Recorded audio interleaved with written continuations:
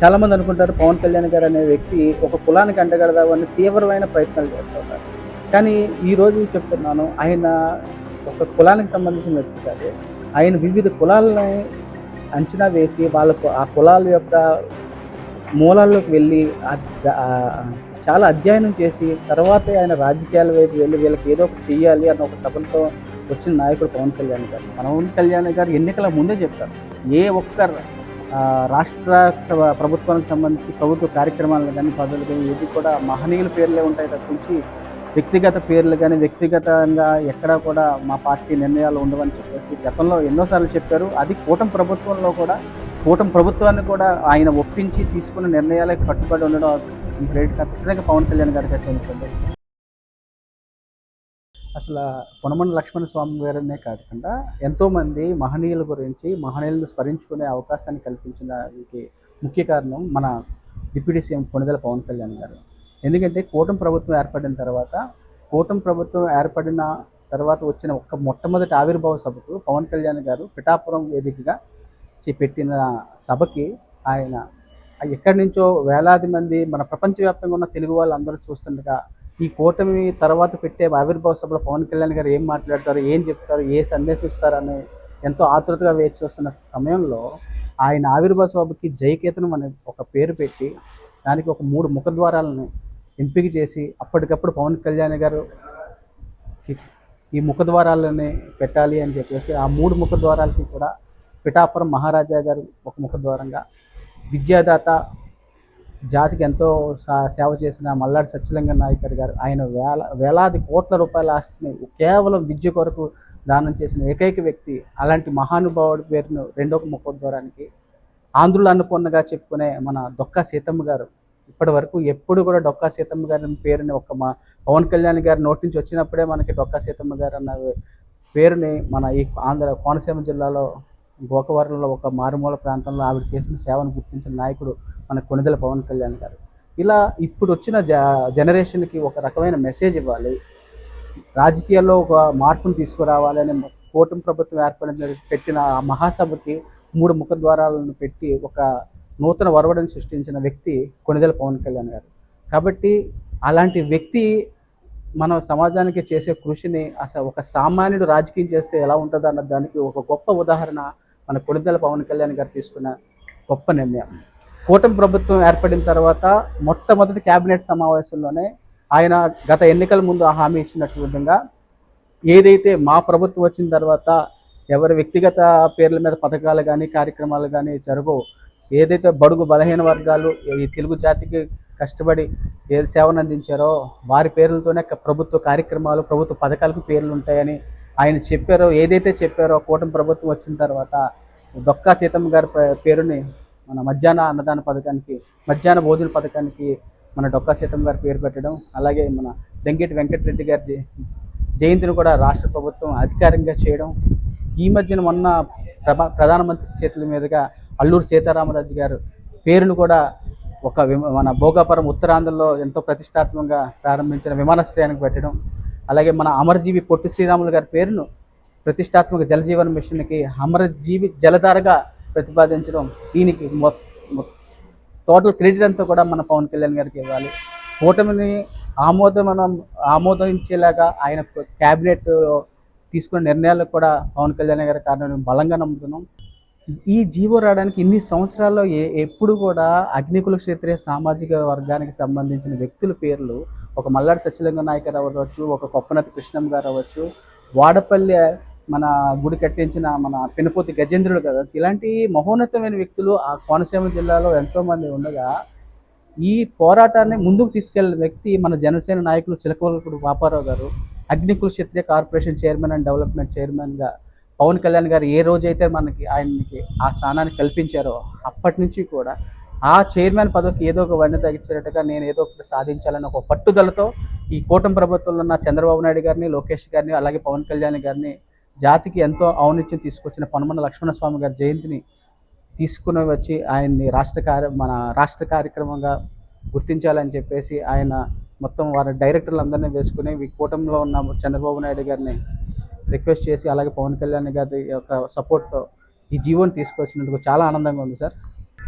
ఈ ఈ జీవో తీసుకురావడానికి వెనకాల చాలా కృషి చేశారు సార్. ఎందుకంటే ఈ మధ్య కాలంలో ఆయన మన మల్లాడి సత్యలింగ నాయకర్ గారికి కాకినాడ జిల్లాకి ఆయన పేరు తీసుకురావాలని చెప్పేసి పూర్వ విద్యార్థులు అలాగే ఇతర కమ్యూనిటీ నుంచి ఆ సంస్థ నుంచి ఎంఎస్ఎన్ చార్టర్స్ నుంచి చదువుకున్న వాళ్ళందరూ కూడా మల్లాడి సత్యలింగ నాయకర్ కాకినాడ జిల్లాగా పెట్టాలని చాలా వరకు తీవ్రంగా పోరాటం చేశారు. అదేవిధంగా పొనమన లక్ష్మణ స్వామి గారి గురించి కూడా సార్ మేము ఇన్ని రకాల ఆయనకి 2-3 డిమాండ్లను ప్రభుత్వం ముందు ఉంచితే ఈ పొనమన లక్ష్మణ స్వామి గారు చేసిన ఒక కృషి ఈయన జాతికి మామూలుగా ఆ కాలంలోనే ఆయుర్వేద వైద్యంలో ఎంతో ప్రసిద్ధులు గాంచిన విధంగా ఆయన చేసిన కృషిని ముందు పెట్టడంతో పొనమన లక్ష్మణ స్వామి గారి జయంతిని ప్రభుత్వం రాష్ట్ర కార్యక్రమం ప్రకటించడం చాలా హర్షణీయం. పొన్నమన్న లక్ష్మణ స్వామి గారు అంటే ఇప్పుడు ఈ కాకినాడ ప్రజలకైతే తెలుసు. ఈయన చరిత్ర అసలు ఈయన ఎవరు ఏంటి అనేది ఏమన్నా చెప్పగలరా మీరు? పొనమన్న లక్ష్మణ స్వామి గారు 1800 దశకంలో జన్మించి ఆయన జన్మించిన స్థానం కోరంగి, మన కాకినాడ జిల్లాలో ఉన్న కోరంగి గ్రామంలో ఆయన జన్మస్థలం. యాక్చువల్గా ఈయన జయంతిని కోరంగిలోనే జరపాలని చెప్పి మన డిప్యూటీ సీఎం పవన్ కళ్యాణ్ గారు కూడా ఈయన జన్మస్థలంలోనే మీరు ఆయన రాష్ట్ర కార్యక్రమంగా అక్కడే మీరు చేయాలని చెప్పి మా డిప్యూటీ సీఎం పవన్ కళ్యాణ్ గారు ఆదేశాలు ఇవ్వడం, పొనమన లక్ష్మణ స్వామి గారి జయంతిని ఇక్కడ ప్రజలందరూ కూడా ఒక రాష్ట్ర పండుగగా ప్రభుత్వం ఇచ్చిన అవకాశాన్ని ప్రతి ఒక్కరికి ఇక్కడ తెలియజేస్తే వీళ్ళు ఇక్కడ ఉన్న అగ్నికుల క్షత్రియ సామాజిక వర్గమే కాకుండా మిగతా ప్రజలకు కూడా తెలియాలని ఒక ఉద్దేశంతో కోరంగిలో పెట్టడం. అసలు ఎవరు ఈ పొనమన లక్ష్మణ స్వామి గారు? పొనమన లక్ష్మణ స్వామి గారు జాతికి చేసిన సేవలు ఏంటని మీరు అడిగే ప్రశ్నకి క్లుప్తంగా నేను 4-5 పాయింట్లలో చెప్తాను.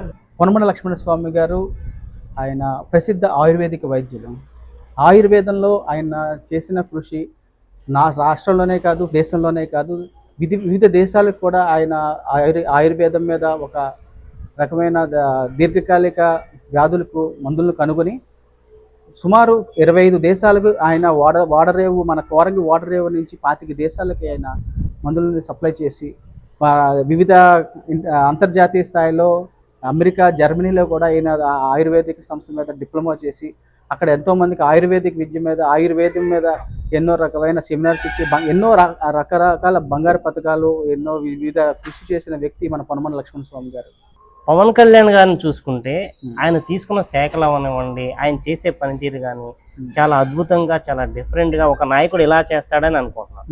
కానీ ఆయన ఇన్స్పిరేషన్ గా తీసుకుని జనసేన పార్టీలో ఉన్న ఎమ్మెల్యేలు అవనివ్వండి, చైర్మన్లు అవనివ్వండి, ఎప్పటి నుంచో మరుగున పడిపోయి ఉన్న సమస్యలను తీసుకురావడం, ఆ సమస్యలకి పరిష్కారం చూపించడం, అలాగే ఇప్పుడు మీరు చెప్తున్న వ్యక్తి గురించి ఇంత గొప్ప వ్యక్తి అయినని మీరు చెప్పేదాకా మన అలాంటి వాళ్ళకి తెలియదు.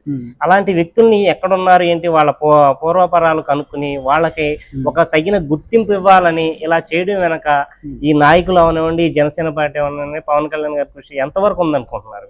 ఖచ్చితంగా పవన్ కళ్యాణ్ గారు అనే వ్యక్తి ఆయన చాలా మందికి తెలియని వ్యక్తి ఏంటంటే ఆయన బడుగు బలహీన వర్గాల్లో ఉన్న వ్యక్తులను చదువుకుంటూ రావడం, ఆయన ప్రతి ఒక్క దాని మీద కూడా పట్టు సాధించడంలో ఏంటంటే చాలామంది అనుకుంటారు పవన్ కళ్యాణ్ గారు అనే వ్యక్తి ఒక కులానికి అంటగడదామని తీవ్రమైన ప్రయత్నాలు చేస్తూ ఉంటారు. కానీ ఈరోజు చెప్తున్నాను, ఆయన ఒక కులానికి సంబంధించిన వ్యక్తి కాదు. ఆయన వివిధ కులాలని అంచనా వేసి వాళ్ళకు ఆ కులాల యొక్క మూలాల్లోకి వెళ్ళి చాలా అధ్యయనం చేసి తర్వాతే ఆయన రాజకీయాల వైపు వెళ్ళి వీళ్ళకి ఏదో ఒకటి చెయ్యాలి అన్న ఒక తపనతో వచ్చిన నాయకుడు పవన్ కళ్యాణ్ గారు. ఇక ఒక గొప్ప ఎగ్జాంపుల్ ఏంటంటే ఇప్పుడు పొనమన లక్ష్మణ స్వామి గారి జయంతి కోసం చిలకలూరు పాపారావు గారు అదే అనుగుణంగా మొత్తం కూటమి ప్రభుత్వంలో నాయకులందరినీ కూడా ఎవరు సహకరించకపోయినా కూడా నాయకులందరినీ కూడా ఒక తాటి మీద తీసుకొచ్చి ఆయనే ఒక పవన్ కళ్యాణ్ గారి చెప్పిన సూచనల ప్రకారంగా ఇది ఖచ్చితంగా మీరు ముందుకు తీసుకెళ్ళండి, మీ వెనకాల నేను ఉంటామని ఒక భరోసా ఈ మన పాపారావు గారు వాళ్ళ డైరెక్టర్లని వీళ్ళని తీసుకొని పొనమన లక్ష్మణ స్వామి గారి కార్యక్రమాన్ని ఇంత సక్సెస్ఫుల్గా తీసుకెళ్ళినందుకు చాలా సంతోషించగలుగుతాం. పవన్ కళ్యాణ్ గారు ఎన్నికల ముందే చెప్పారు, ఏ ఒక్క రాష్ట్ర ప్రభుత్వానికి సంబంధించి ప్రభుత్వ కార్యక్రమాలను కానీ పదవులు కానీ ఏది కూడా మహనీయుల పేర్లే ఉంటాయి తప్పించి వ్యక్తిగత పేర్లు కానీ వ్యక్తిగతంగా ఎక్కడా కూడా మా పార్టీ నిర్ణయాలు ఉండవని చెప్పేసి గతంలో ఎన్నోసార్లు చెప్పారు. అది కూటమి ప్రభుత్వాన్ని కూడా ఆయన ఒప్పించి తీసుకున్న నిర్ణయాలకు కట్టుబడి ఉండడం ఈ క్రెడిట్ ఖచ్చితంగా పవన్ కళ్యాణ్ గారికి చెందుతుంది. అది 100% మేము నమ్ముతున్నాం. దాన్ని బలంగా తీసుకెళ్తున్న పవన్ కళ్యాణ్ గారికి మేము అందరి తరఫున కూడా ప్రత్యేక అభినందనలు. అలాగే అగ్నికుల క్షత్రియుల ఆత్మగౌరవాన్ని కాపాడేందుకు పవన్ కళ్యాణ్ గారు జనసేన పార్టీ చూపిస్తున్న చొరవపై సామాజిక వర్గ ప్రజలుగా మీ స్పందన ఏంటి? మేము ఖచ్చితంగా చాలా దాన్ని చాలా సంతోషిస్తున్నామండి. ఎందుకంటే పవన్ కళ్యాణ్ గారు చాలాసార్లు చెప్పారు. జనసేన పార్టీ మత్స్యకార వికాస విభాగం అన్నది ఒక విభాగాన్ని ఏర్పాటు చేయడమే కాదు, ఆ విభాగానికి ఆయనే ప్రతినిధిగా ఉంటాను.